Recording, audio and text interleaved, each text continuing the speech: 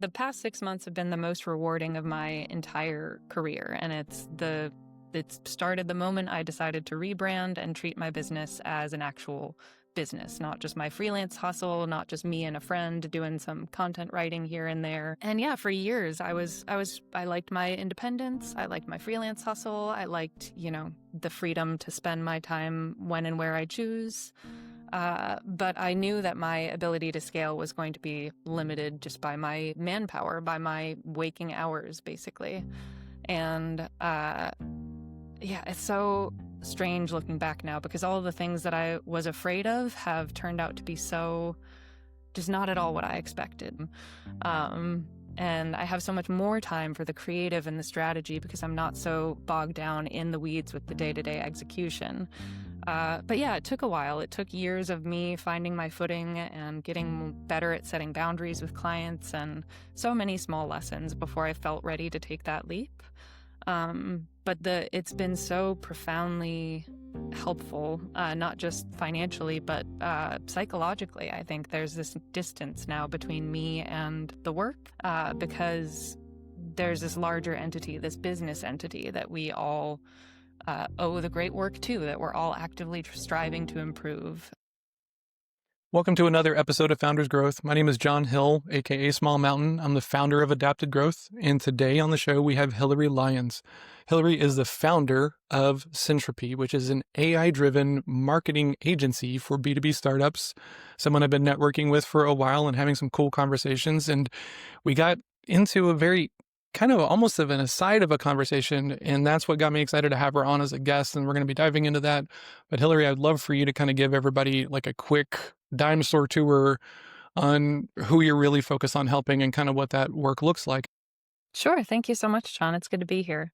As you mentioned, my agency, Syntropy, is an AI marketing agency, which simply means that we stay abreast of the latest developments in AI tools and technologies and marketing trends to help small businesses and startups harness these tools to scale their content and their voice more effectively.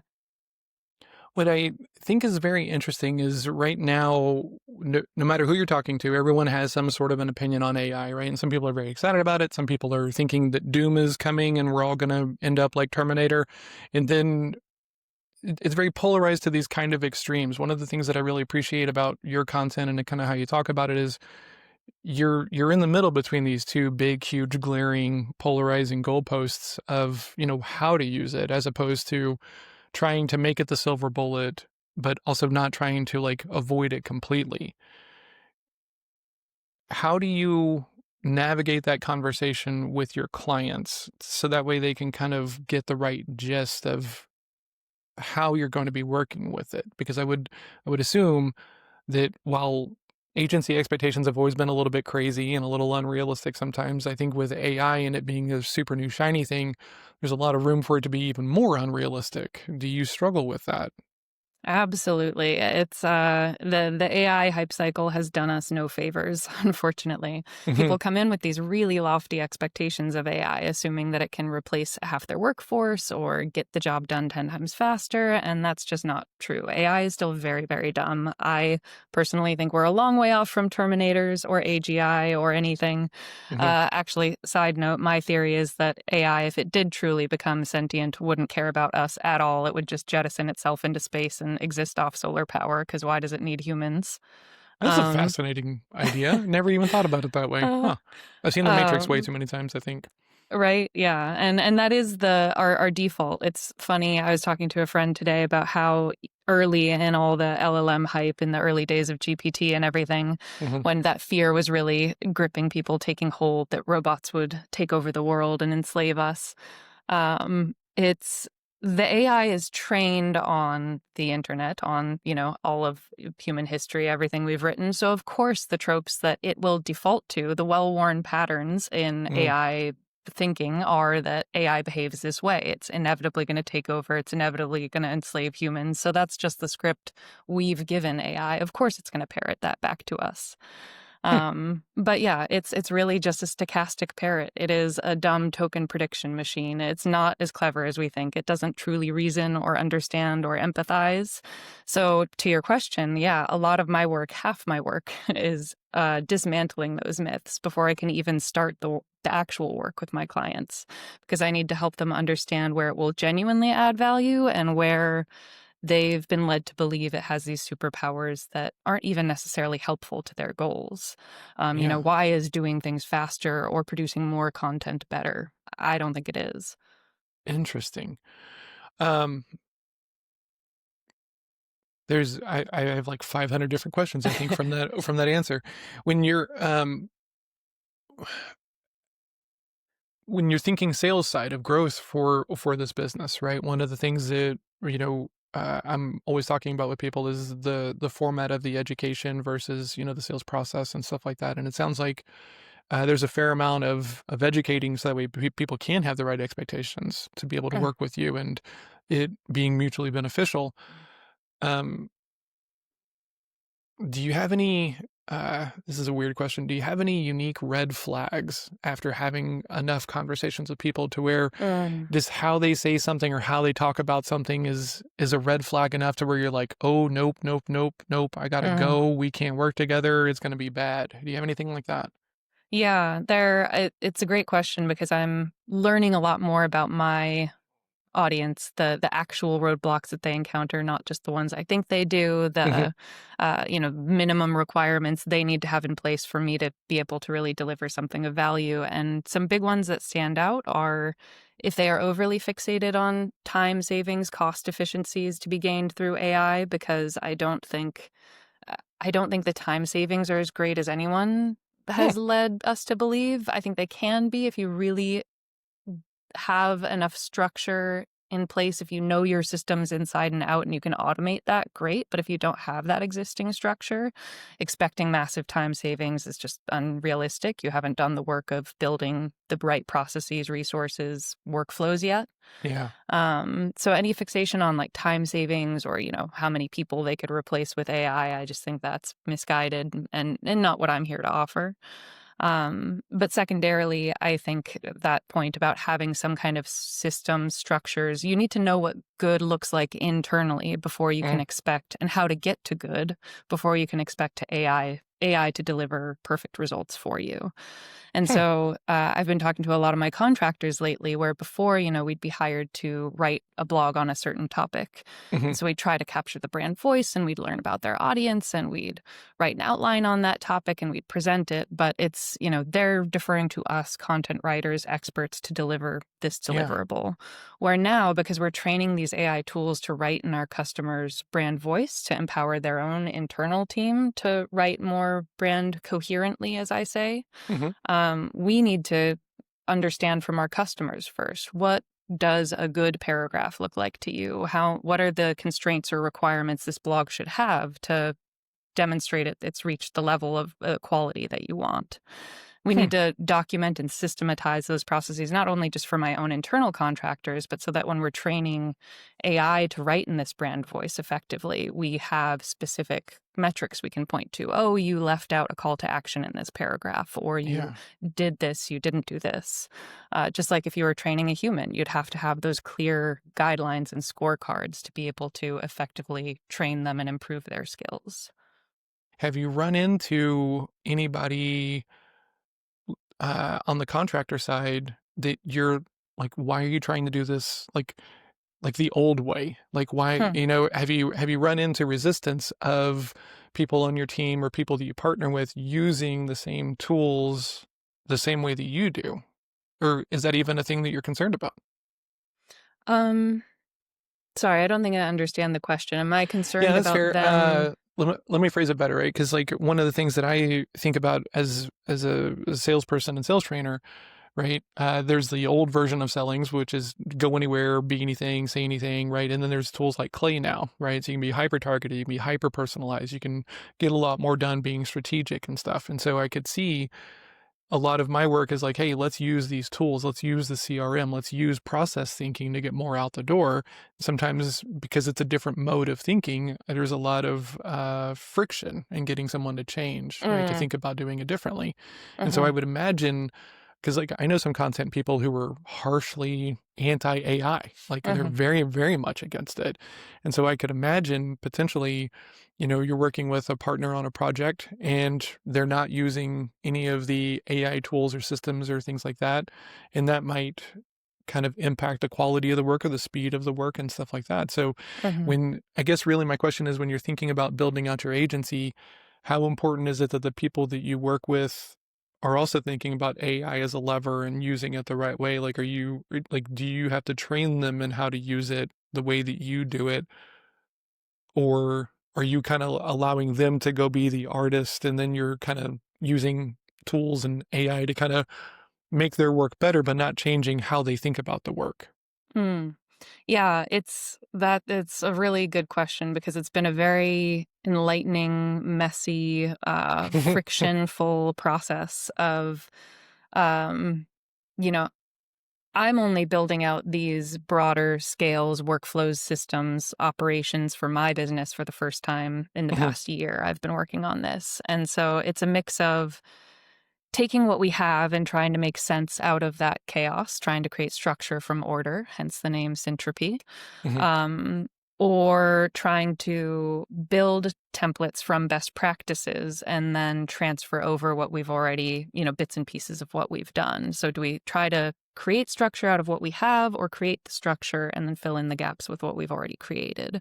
Yeah. And I have my best practices for using AI tools, but the tools are changing all the time, and there's a new model every week, and so Mhm. it's Mhm. it's constantly in flux. And I am the first one to say that I don't think I'm an AI expert. I don't think that my way is necessarily the only or the best way, but Mhm. I I've realized there's just so much value in rolling up our sleeves and getting into the process. So I outline, I guess, to answer your question, there are embedded team members of mine who I work with closely who are integral to my team. And I ask that they follow certain workflows, processes for using these tools just to ensure Yeah. alignment, that we're all on the same page.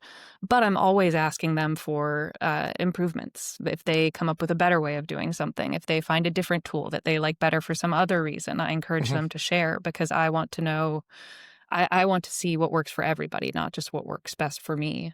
And if we can achieve the same outcome by different means, as long as we're adhering to the same standards, we have that scorecard, that vision of what good is, and we can all agree to it. Yeah. I don't care how necessarily they get there, but I do want us all to collectively share our learnings and figure out if we can find better ways of doing these things. Interesting. Okay. I love this, right? And I'm a believer that there's craft in everything, right? And Hmm. so, but I also understand that we only really have room to appreciate craft in certain lanes. Hmm. And so I whenever we talk about, marketing and, we always start like nerding out about words and copy and content and stuff like that, right? And there's obviously deep craft to that of doing it the right way and everything. So when you think about this is kind of an aside of a question. It's not really part of this main topic of the interview. I'm just curious to your thoughts on Hmm. it. When you think about the process of creating something creative for other people, right? There's the clarity, there's the scoping, there's putting out work and everything else like that. Is there a spot in that mode or in that kind of linear format of working with clients that AI has been massively helpful in a way that you were not expecting? Hmm. Um, yeah, I reminded me of something you said earlier too. Have come to realize that I love writing, but I don't think that I am.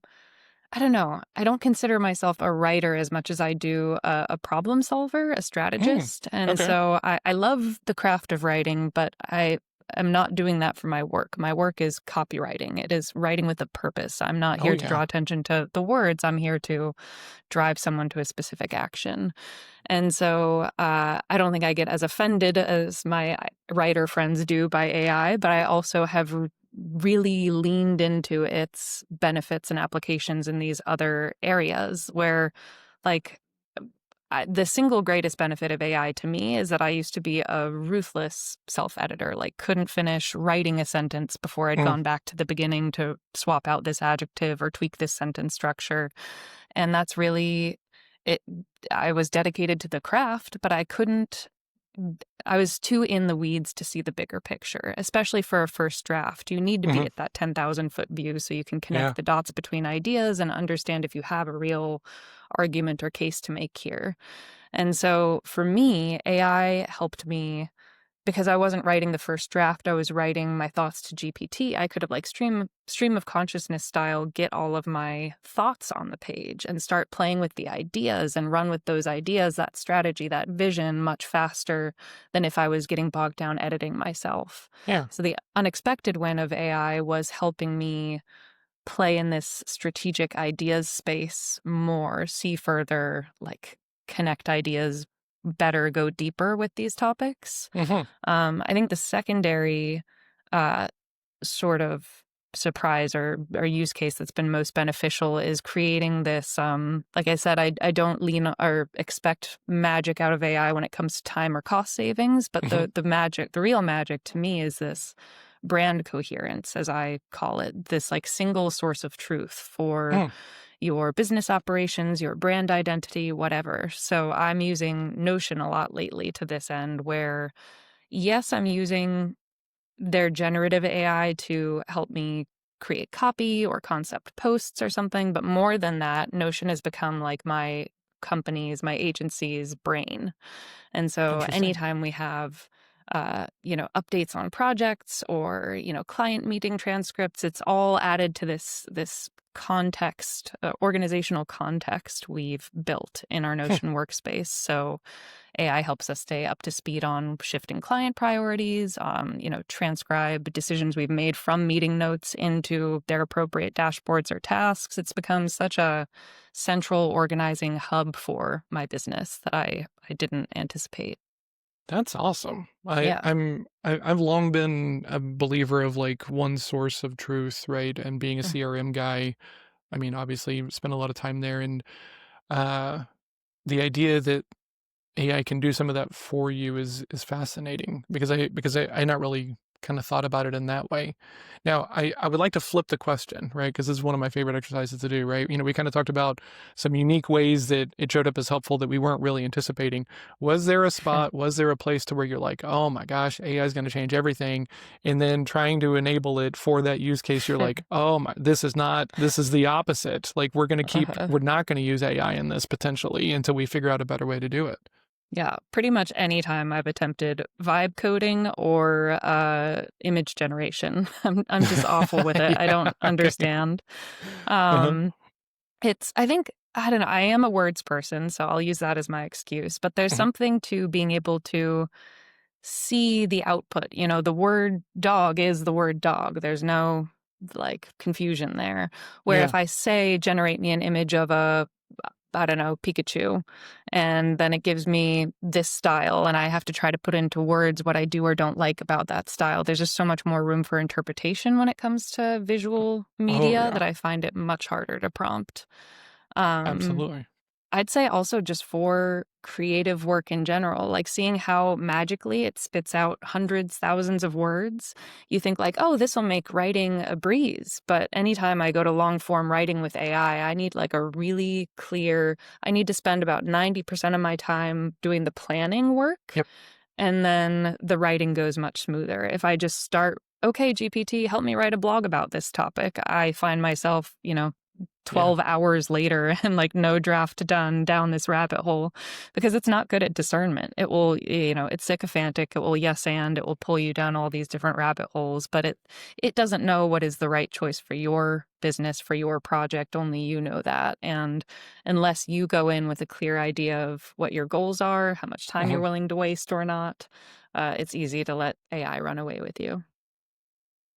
I love that topic of conversation, right? Because one of the things that I think about is everybody wants to use it for the work that they aren't good at and are Mhm. probably putting it a commodity level as opposed to appreciating like the craft, right? Uh, And so, for my lane, that always ends up of like, okay, well, John, I'm not going to try to write a great piece of outreach. I'm going to write 5,000 versions of it, and we're going to try to send Hmm. them to 100,000 different email boxes. It's like, or you Yeah. could just go know your customer a little bit better, and then you Yeah. don't have to, stab at it quite as hard.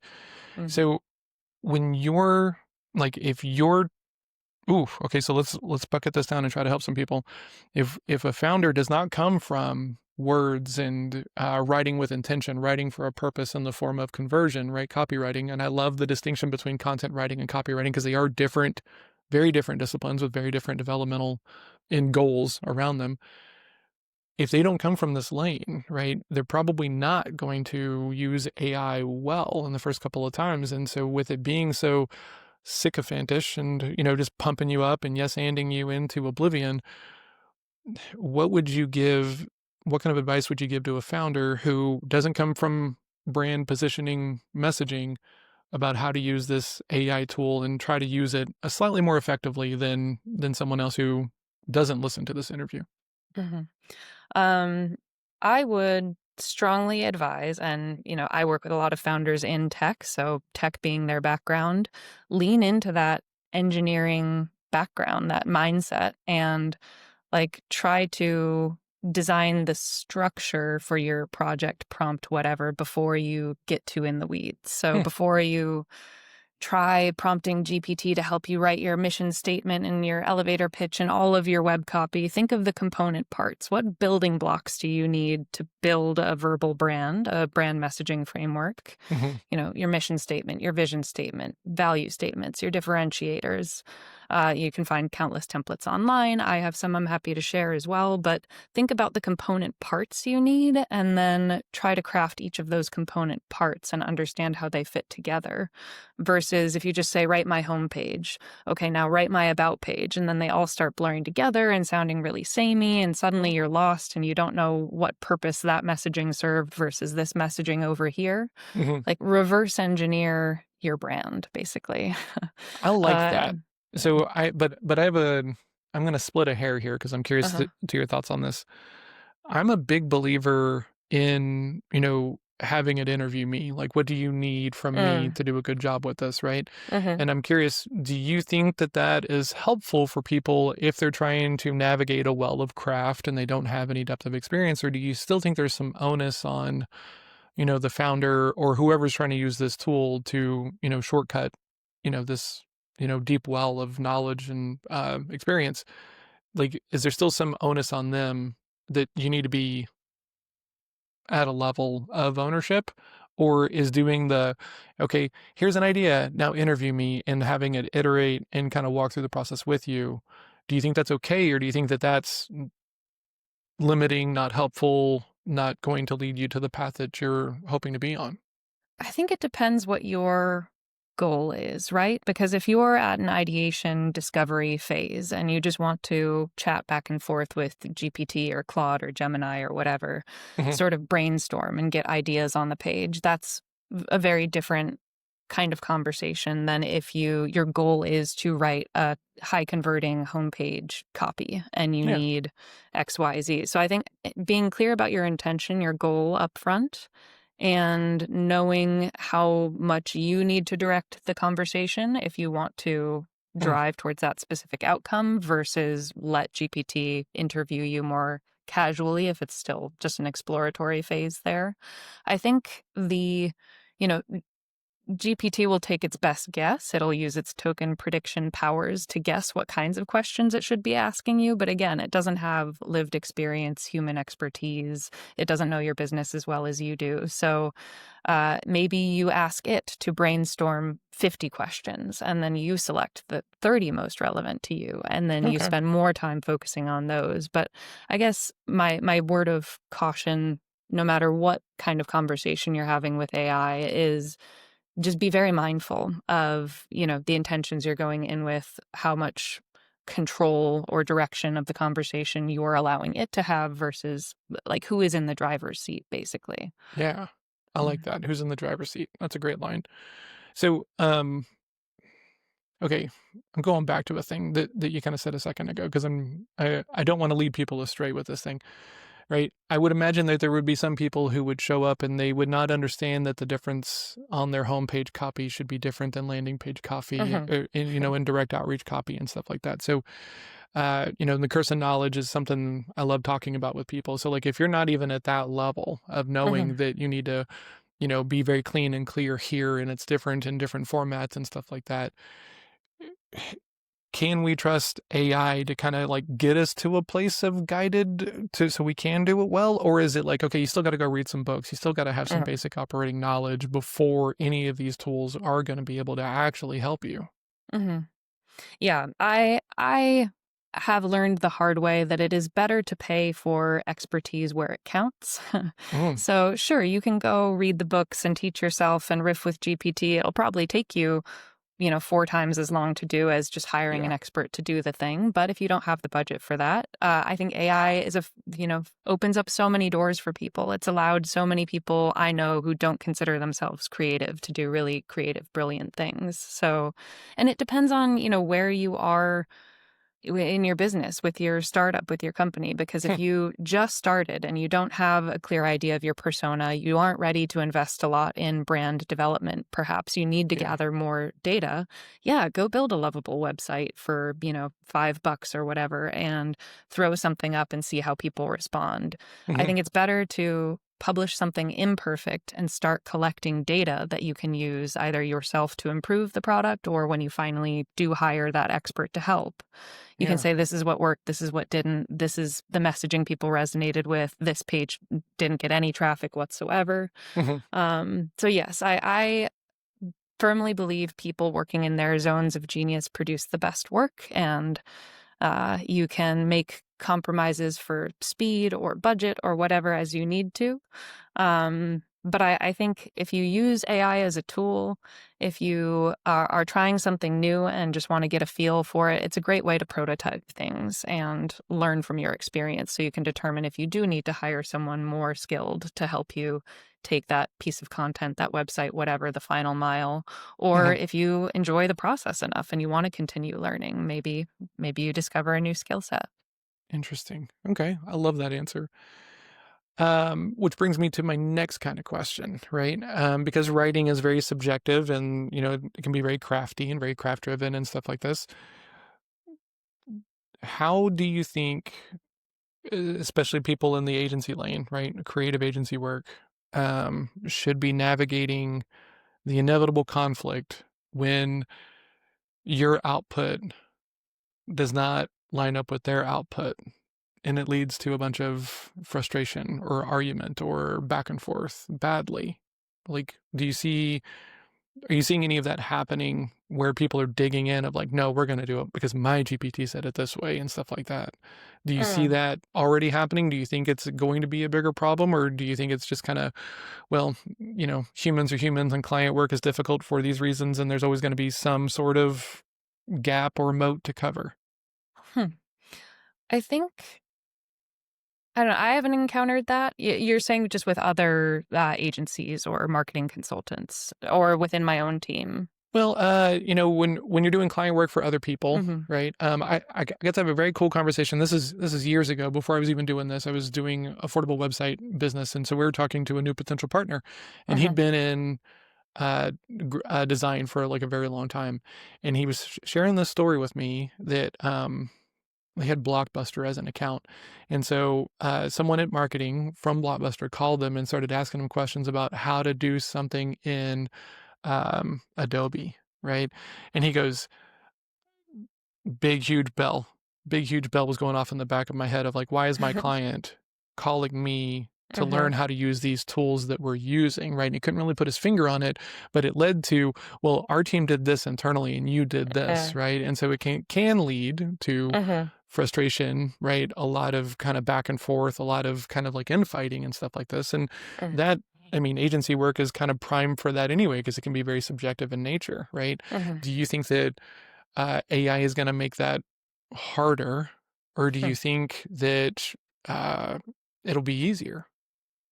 Yeah, I think that uh we're gonna have to catch up big time in terms of AI training and enablement, like actually empowering people to use these tools and measure performance and track success. Because sure, right now, like anyone can, tons of enterprise employees have their own GPT, Claude, Gemini, Perplexity accounts, whether or not it's officially sanctioned by their organization, and everybody's Hmm. just sort of free falling trying to figure it out. This kind of goes back to my earlier point about getting our clients to give us their scorecard, their definition of done, their, Yeah. metrics for evaluation, because it does happen where, I created a GPT for a client and they were using it. We went back and forth a little bit. They really wanted to tone down the language so it was less flowery, less enthusiastic, less emotion, less exclamation points, whatever. So I Hmm. did. I revised the GPT, and then they started using just a regular GPT account on their own, not the Yep. custom branded one that I did. And then they'd send me all of their content that they had generated with GPT that was guilty of all the things that they told me they explicitly did not want. But since they had generated it themselves, they're like, oh, look at this. Isn't this so cool? Yeah. And so Been I there. have to remind them. I thought we said we don't do more than one exclamation point in a paragraph. I thought we said that we try to avoid this kind of phrasing. And they said, oh, yeah, yeah, yeah, you're right. So just having, like, I think all of these issues boil down to communication and values problems. Oh And yeah. if we 100%. can align everybody, if we can all say, this is the list of, must haves in every blog post, can we all agree to this? Do we all like this? Hmm. Then the next time the client comes to me with, look what my GPT came up with, I can say, oh, did you use our checklist? Does it meet our standards? No? Okay, let's go back to the drawing board. Then it's not personal. It's not Yeah. contentious. It's just these are the standards we've agreed to. They can change anytime. We can adjust them. But we're both agreeing to uphold these standards in our work or to find tools and ways of collaborating that at least, will I keep us love on the that same path.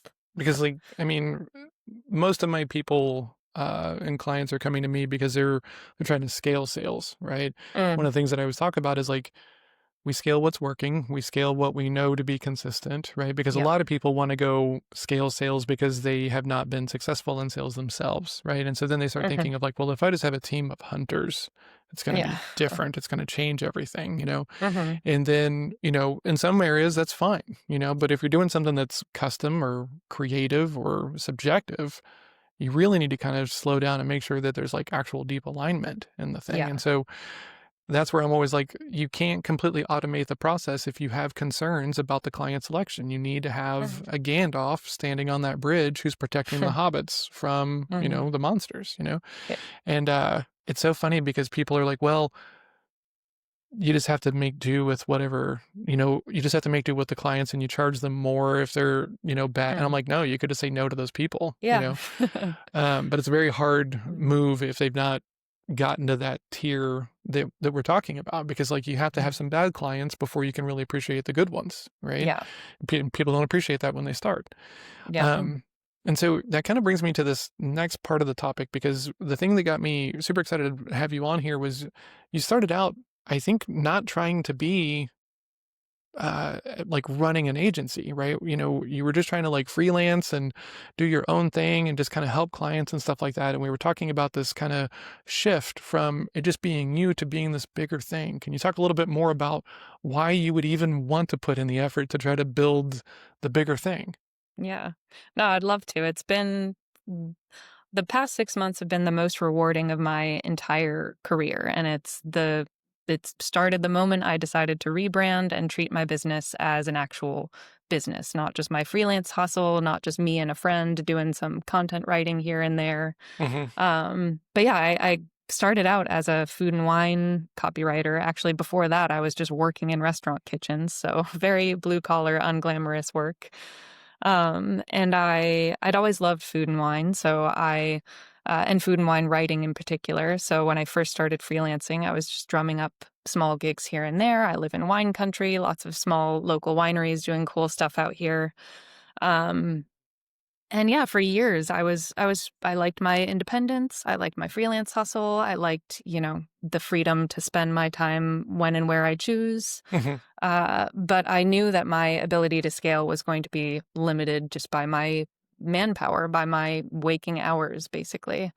And yeah, it's so strange looking back now because all of the things that I was afraid of have turned out to be so just not at all what I expected. Like, I was afraid that if I scaled to an agency versus being a solopreneur, I would spend all my time managing people and I wouldn't have time for the client work or the writing that I love. And it would just be all this people politics and management. And, Hmm. and now that's my favorite part of the work. I love providing feedback and training others and managing my team.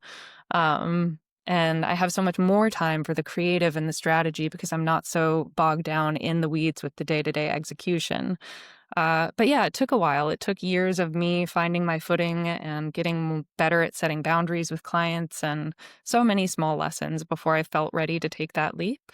Hmm. But it's been so profoundly helpful, not just financially, but psychologically. I think there's this distance now between me and the work because there's this larger entity, this business entity that we all owe the great work to, that we're all actively striving to improve. And it's really rewarding. I could go on, but I'm curious if you have specific questions.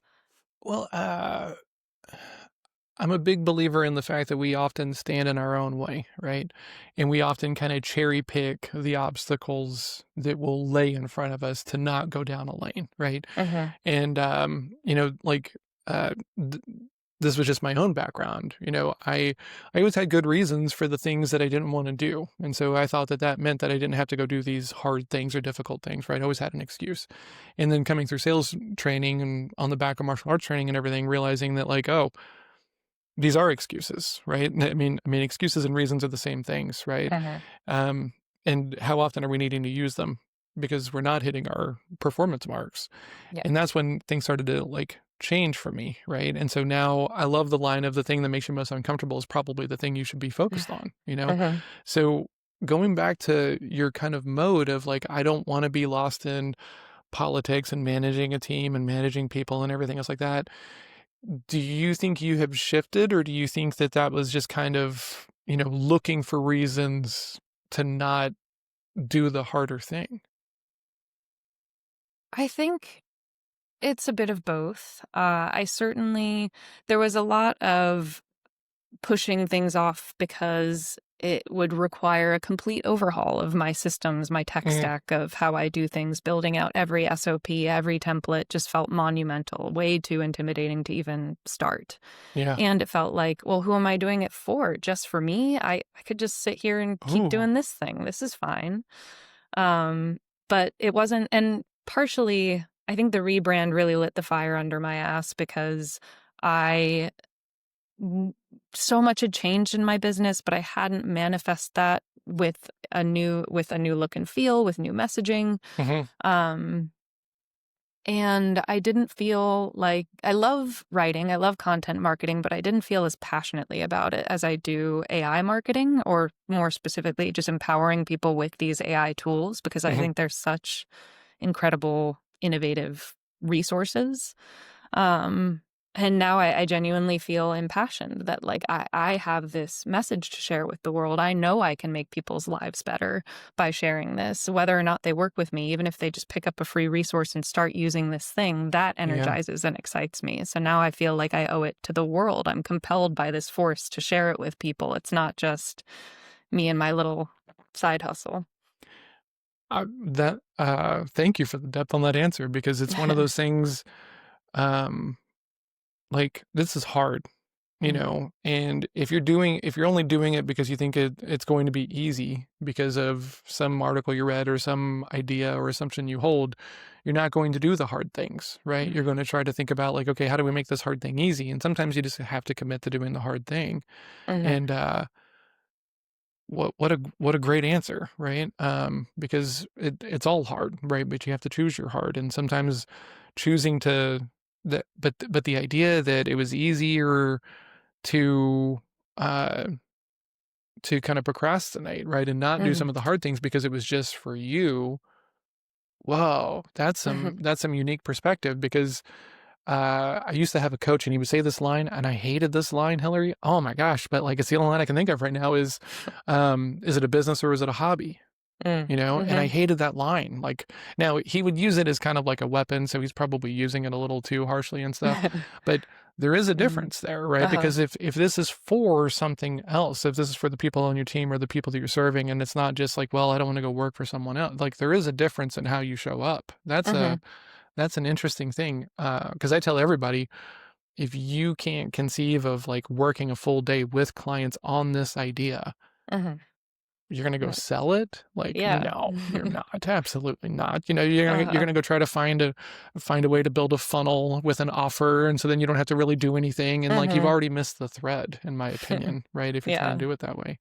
And I think it's really cool that you waited until like you did get excited about it, right? Because some people will do some fake it till you make it kind of stuff, right? Mhm. And they'll tell themselves that they need to be this excited about it, but it's not real. I don't know if you ran Yeah. into that with like people that you worked with, but you know, as a sales coach, you see it pretty quickly, you know, Yeah. whenever it's like, okay, you're saying these things are important, but your actions are not lining up with what you're saying is important.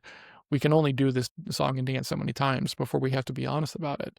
Yeah. Um, Fascinating. Okay. I really liked your it's gonna be hard, so pick your hard. Like Oh, yeah. life work is already difficult, but if I choose a difficulty that is gonna challenge me and make me grow and make work interesting, like Hmm.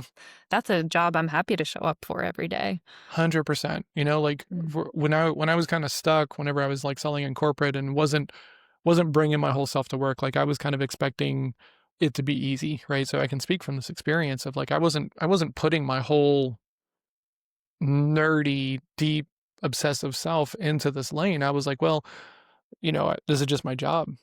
You know, I shouldn't have to take it this deep, you know? And now like I'm on high alert for that because we can't get anything done if you're expecting it to be easy. And so the first conversation with everybody is like, is this even worth it? Right? If Yeah. it's not worth it, don't even try to sell yourself on the fact you're gonna do the hard stuff. You're gonna go, Mm. you know, pivot and then you're gonna be something else, right? And you know, being online, we see these people who were something for like 5 or 6 months and it wasn't easy enough, it wasn't effortless, and then they'll reinvent themselves over and over and over again. And I feel bad for those people because they're drinking Kool-Aid that like if you find the right thing, it will be easy. And it's like, no, it just doesn't feel like work, like Yeah. in the same way that it did before when you weren't aligned, you know. And it's like it's one of those splitting of the hairs that you know is hard for me to communicate with people. But I love how you're talking about it because I get to do this. Like it's Uh-huh. the hardest thing I've ever done for sure, you know. But I get to do it, and I'm excited by it every day and every week, even when the weeks are kind of meh or even bad. And I will quick caveat, like I don't know, I've worked in my fair share of toxic startups that Mm. expect everyone to drink the Kool-Aid and love Oh yeah. working until 8 p.m. and whatever. And I yeah, I'm the type of person who can't work a job that I'm not like completely absorbed in for all the hours that I'm in the office. Cause Mhm. if I'm just sitting around on my phone, like why am I even here? Yeah, But I absolutely. know that I don't expect everybody to want that. Everyone has different priorities, and if you 100%. like to clock in and do your job and then check out, that's cool too. But like I need to build something that will constantly challenge me.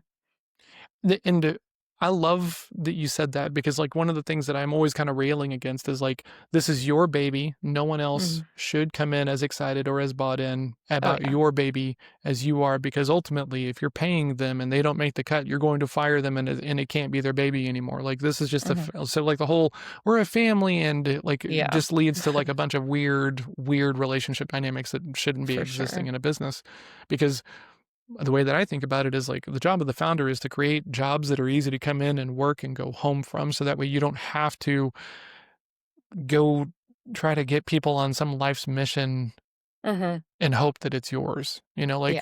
like it just doesn't make any sense, but people keep trying to do it. And it Huh. comes from this idea of like you're supposed to be as excited as I am. No, no, they Mm-mm. should be excited to come in and do their job, but not Yep. to like make it their life kind of thing. And Exactly. there's a big gap between those two things. Thank you so much for bringing that up because, you know, it's a very hot topic for me, especially Mhm. sales side because, you know, sales Yeah. and marketing founders love to bring people on and kind of saddle them with like these huge unrealistic expectations. And then Mhm. when they don't make the mark, like you just get let go. And it's like Yeah. there's opportunity cost for us, right, as salespeople and marketers, because if you jump around and now you're a job hopper and now no one will talk to you and stuff like that. Yep. So it's tough because you got to think about the other people involved and do you really need this thing, or are you trying to abdicate the ownership of this thing because you don't want to do it or you don't see yourself as good at it? And both are okay, but you need to know like Yeah. where you are on that thing, because otherwise you're going to hire badly and just be frustrated the whole Mhm. time. So, whew, sorry, I got a little Yeah. excited No, about that one. I appreciate that rant. Mhm. I mean, honestly, I've not talked about this on camera, but like that was the first version of what this show was going to be, was around the idea of like, hey, stop bringing on people who just want a job and try to saddle Yeah. them with like partnership level. Entrepreneurship. Yeah, like Uh, that's crazy. it's not for But everyone. I realized it was like making me angry, right? And I was Mm. like, okay, we can't do it. So we had to kind of shift the show, and now it's Mhm. this, which I feel much better about. But it just bothers me whenever people are not thinking about what happens if this experiment that we're all excited about and got sold on doesn't Mhm. pan out, right? Are Yeah. there jobs at risk? Are there other people's ability to earn and have, consistency in their livelihood at Mhm. risk? I mean, we should be more thoughtful about it. And sometimes we're just Mhm. not, which Yeah. bothers me. Um, Okay, so I want to be super respectful of your time. So I have a couple of questions for you. And these are more of kind of the rapid fire stuff to try to help people out, right? So my first question is, and this is specific to your lane, when it comes to AI, when it comes to marketing and messaging, if you're a brand new founder, what is the advice you would give someone before they sit down at Chat GPT and say, like, help me? Like, what would you steer them towards? What advice would you give them? I would say, come check out my website when it's live. I'm gonna have tons of custom GPTs, brand agnostic GPTs trained to Cool. help you with specific types of messaging. So, like developing your ideal customer persona or, identifying your positioning strategy based on this competitor analysis. My goal is to break these tools down into like modular bite-sized pieces that are like exercises that founders can use to quickly develop, bare bones V1 first pass positioning strategy, unique value proposition, what have you. Hmm. But to that end, like don't just say, help me with my brand story. Find a proven framework or template or resource or expert. Use an existing proven framework or resource out there and then work with GPT to Mm. apply that framework to your business because that will produce much better results.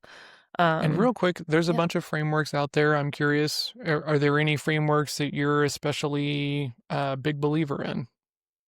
I think you'll like this one, but the story brand Okay. framework for telling your customer journey.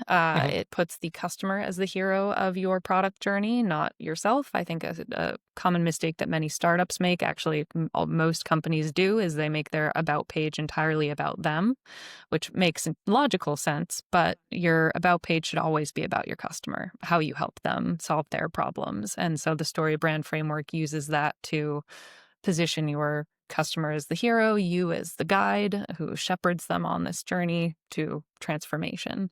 And I think Uh, that is uh, just a really good exercise to get out of your own founder head about your business because we can get so locked in it and put yeah, yourself in your customer's shoes. this is so funny because like I have such a visceral, polarizing, opposite belief about the about page, right? The about page for uh, me as a sales professional is my like last line of like I'm going to do a reach out or I'm not, And hmm so the ones that are too, here's who we help, right? Here's how we help and everything. And this is weird, and some people wouldn't like this, and there'd be a lot of sales bros that are going to roll their eyes at this, but I work for myself and you work for someone else, so it's fine. So if I don't if I read that about page and it doesn't feel like it's actually connected to the humans, hmm I don't do an outreach. So Yeah. if it's too tilted towards the customer story, I feel like it's just a marketing website and it's not like hmm actually authentic, and I won't do a outreach. I'll just go find someone else to talk to. So Sure. interesting. I'll Okay. say all of this advice, of course, varies so much by industry, by business type. If you're a personal That's fair. brand Yeah. versus, a business with its own eponymous brand. Yep. But And zooming in, because this is for people who uh, are new to this thing. I'm not saying everything should be I starting statements and stuff like sure. this, right? It Uh-huh. should be at least slanted so that it tells a great story. It talks about the why you're in this space. Yeah. If there's nothing on there about why this matters I'm out. Like Yeah. I'm not doing anything. Oh, yeah, for sure. So that is important, right? I'm not saying Uh-huh. to completely go this way, right? But if it's too perfunctory, if it's too markety or whatever, I just think Mhm. that no one's really authentic or really caring about it, and Mhm. I'll just move on because typically that leads to more of a transactional thinking on sales anyway, and that's not Mhm. really the kind of selling that I teach or see a lot of value in. So Yeah. interesting though. I think you still gotta load it with personality. You've still got to make it signaturely yours. But I think a lot of startups, especially, they're about pages. Here are all our credentials and all of our Oh certifications, and yeah, this is where very our true. founder went to college, and this is how we made all these cool features. And like hypothetically, the customer cares because it's social proof that you have won these accolades, that you are Yeah. secure, that you Okay. have all this expertise. But they don't want to read your resume. They want to know how you're going to help them. 100%. Yeah. So Hmm. I think we're probably closer in the middle if we zoom in and Yeah. look at this thing, right? Because it shouldn't be your MySpace blog either, Yeah. and Exactly. sometimes I do see that and I'm like, oh, you're not Uh, ready, so uh, fair, epic. I appreciate that, the distinction there. Mhm. Um, in with all the social media stuff and everyone talking about dogma and posts and everyone has hard opinions on everything, when you think back about the popular wisdom of running a business and being a founder, what is the tweet or what is the mantra that you appreciate now that you couldn't appreciate until you had to learn it the hard way? Mm-mm. Uh, Something that I probably repeat to myself multiple times a day is progress, not perfection. Oof. I am a diehard perfectionist, recovering people pleaser, and it nothing will wreck your brain insanity like working in tech startups for that because it's just operating with so much uncertainty all the time. At 100%. least now the uncertainty is mine. Like I'm the one who's got to make the agency decisions. Mhm. It's not just me waiting on someone else's call. But yeah, I've had to learn to live with so much uncertainty and just publish things and learn from the data I collect on that content and use it to improve the next time. Because I just wish started writing more prolifically so much sooner, because I can see myself improving so much faster now that I do it like every day for Yeah. my personal LinkedIn, for my journaling, what have you. So yeah, like really internalizing that and just acknowledging nobody's going to judge you as harshly as you think they will for probably not as harshly as yourself. It's more important to get the work out there so you can keep growing and learning with it. 100%. And I'm so thankful that you kind of brought that up because I think of writing as a core developmental thing that most people are nervous about, right? And for me, one of the things that was super important was divorcing myself from the need to try to edit while I'm in that creative mode Hmm. because I have Yeah. a lot of well, I only want to do it once, right? So Mm. I'm not going to write anything until I know it's going to be good, which is really just a Mm. great way to procrastinate. Yeah. So I honestly don't believe that I would have had gotten the book out if I'd not been Mhm. able to kind of work with my wife, who is my editor, and so that way I don't have to have that pressure of okay, this has to be perfect on the first stroke of this thing. And so now using AI, since I've already broken myself of that mode of hey, I'm great at the ideas and I'm okay at the shaping, but the final touches has never been my strong part. I've been telling myself that since before we put the book out. So I think it might have been easier for me to, use some AI in some of the ways that I've been thinking about it because I don't have that need to be the first, the Mhm. middle, and the last part of it and stuff. Okay, I'm detouring massively because I'm curious to your thoughts about this. But I saw Mhm. this post and this person was talking about how they needed to step away from AI and GPTs because they were seeing signs that it was limiting their creative muscles, right? And I was like, that's a very interesting thing, right? Like, do you think that that is something that people need to be concerned about, or do you think that it's inevitable and it's more about knowing the frameworks? Like, has that shown up for you at all? Like, do you feel your creative drive shifting? I think Mm. that's my question. Super timely that you mentioned that because I saw a similar post and got into a conversation with my partner about it because I found the exact opposite to be true. I feel more creative now that I have AI in my life Hmm. because Because you one, don't have to edit? because I'm not so self critical, because I'm not uh, instead of me spending 30 minutes editing the same paragraph, I get the paragraph out, I riff with GPT for another 10, 15 minutes to refine it, and then I have like a V3 paragraph that is much better than the self edited one I would have agonized for 30 minutes just alone. Yeah.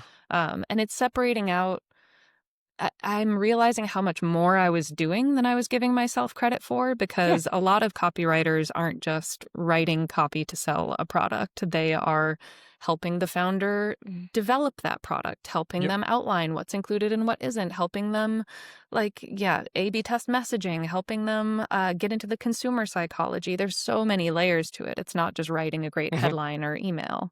And so now I'm able to separate the craft, the like final polish and like writerliness of it from the ideas, from the creative, I'm able to like tackle each of those component parts more Yeah. directly and then spend more time polishing it into something beautiful instead of emphasizing the polish and beauty up front, getting so caught up on that I couldn't even progress on the words.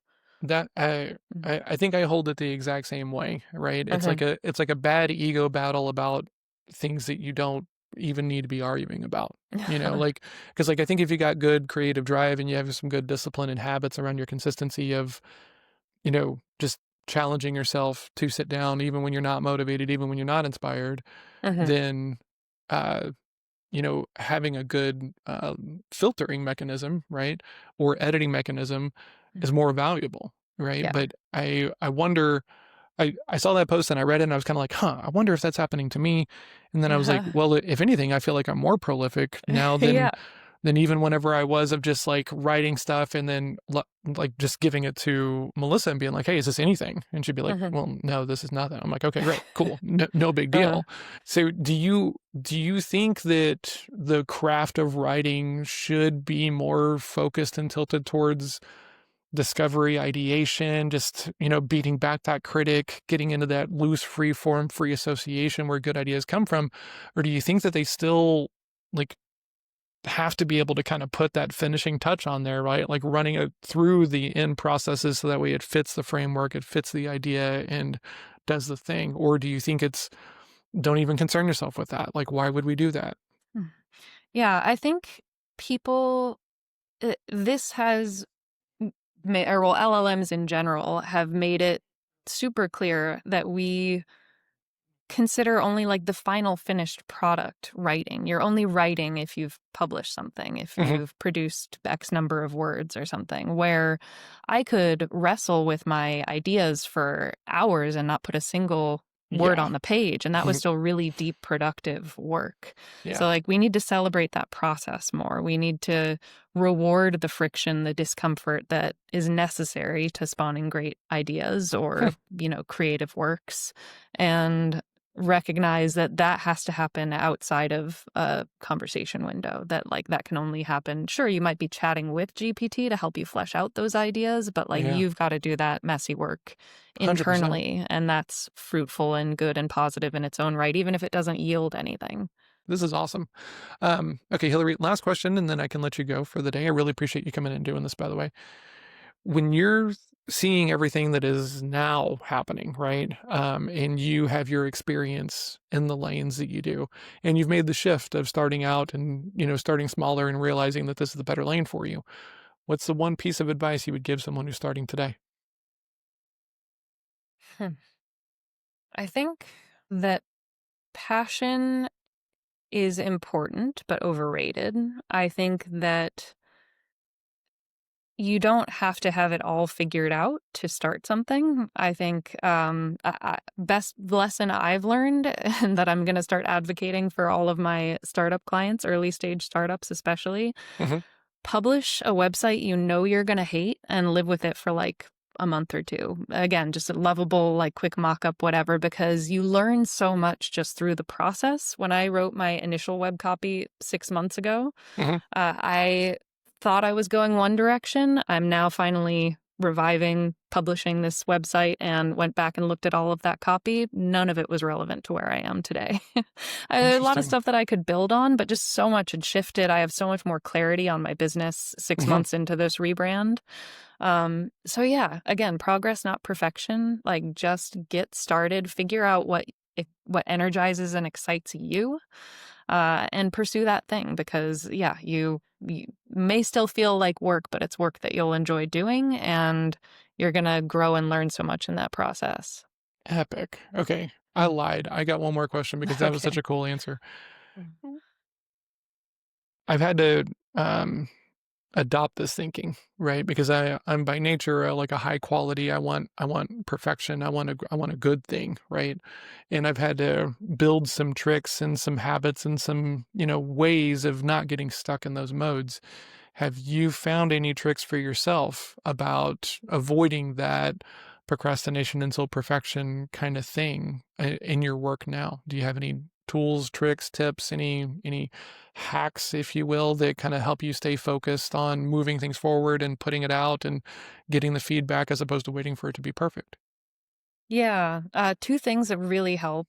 One, very low tech. I just get my notebook out, just start manually writing things down when Mm, I can't type it out, when my head is all jumbled, when I feel really lost. I just return to pen and paper.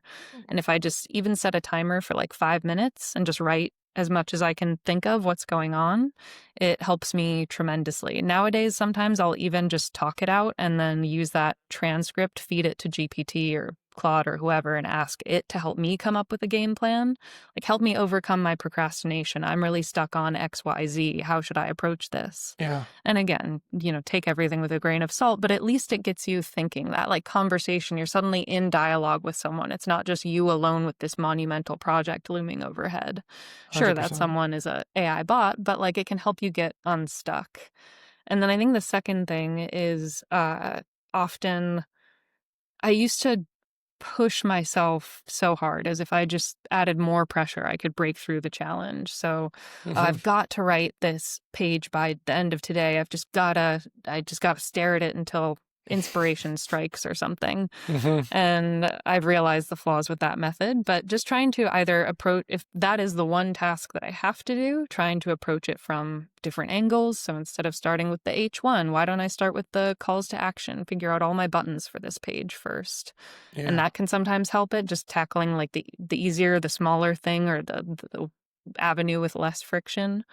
Or if I have to work on that project, but there's just a different type of task I can do. Like, oh, okay, right now I'm really not in the creative space. Maybe I can do a little like research and strategic stuff first to Hmm. prime me for that. So yeah, shifting gears, changing perspectives, pen and paper. Those are my go-tos. I love that. The pen and paper is my go-to default, right? If I start to feel like, Yep. that like there's too much in my head and I can't think about like, okay, what needs to be the next priority or like, what are the trade-offs of prioritizing something else? Like pen and paper it's like always right here, Yep. and it's so helpful in that mode. I love Mhm. that you said that because there are all these tools now, and I think that AI, one of the coolest things that I think people are not using it for, but I wish that they would, is like leaning into like reflective practices, right? Uh-huh. Like what actions did I do today? What did I miss today? Now, it means you have to interface with it differently and you have to build it out differently and everything, but like it was 4 or 5 years of working with a sales coach and like a performance coaching environment before I would even swallow the hard medicine of like, I need to be looking at my actions. I need to not just talk to myself about these things. I actually need to document them and I need to look at how my time is being spent. So I think that AI, one of the coolest things about it is like it lessens that learning curve.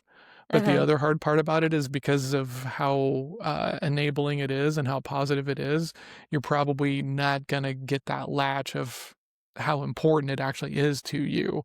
Mhm. Hillary, thank you so much for doing this. I really do think it's going to help some people, especially in the AI space around marketing, because I think I'm seeing everybody just run over and be like, "Hey, give me some marketing or write a social media post for me," and Mhm. stuff like that, and thinking that that's going to be the answer. So I really hope this helps people try to figure it out.